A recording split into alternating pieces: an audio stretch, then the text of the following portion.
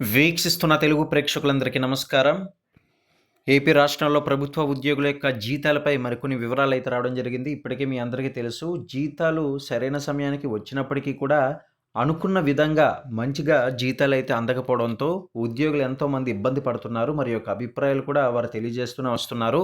ఇంతవరకు కూడా హామీలేవి కూడా పెద్దగా నిలబెట్టుకోలేదని, కూటమి ప్రభుత్వం వచ్చిన తర్వాత నుంచి ఇంతవరకు కూడా జరిగేవి పెద్దగా ఏమీ లేవని, ముఖ్యంగా జీతాల విషయంలో వాటన్నిటిపై కూడా స్పందిస్తూ మాట్లాడడం జరిగింది.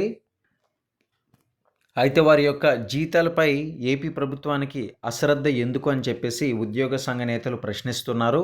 అయితే దీనికి గల కారణం ఏంటి అంటే, ఇందాక చెప్పినట్లుగా కూటమి ప్రభుత్వం వచ్చిన కొన్ని రోజులకి మరి హామీలన్నీ కూడా ఇస్తామన్న హామీలు ఏవి కూడా నిలబెట్టుకోకపోగా, మాకు ఇవ్వాల్సిన పెండింగ్ బిల్లులు కూడా ఇంతవరకు కూడా సరైన రీతిలో ఇవ్వలేదని వాపోయారు.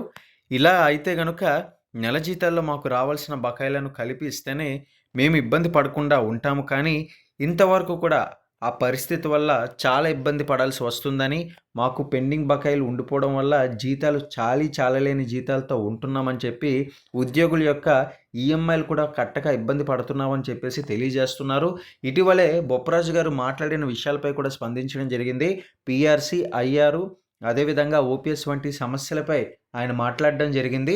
ఈ యొక్క విషయాలపై ఉద్యోగులు స్పందిస్తూ దీనిని నమ్మలేము అంటూ వారి యొక్క అభిప్రాయాలు అయితే తెలియజేశారు. ఎప్పటినుంచో ఇదే పరిస్థితిని చూస్తున్నాము. ఏ ఒక్క మేలు కూడా పెద్ద స్థాయిలో జరగడం లేదని చెప్పేసి ఉద్యోగులు అన్నారు. మరి దీని పట్ల మీ యొక్క అభిప్రాయాన్ని తెలియజేస్తూ మరిన్ని అప్డేట్స్ కోసం ఛానల్ని సబ్స్క్రైబ్ చేసుకుని లైక్ చేయండి.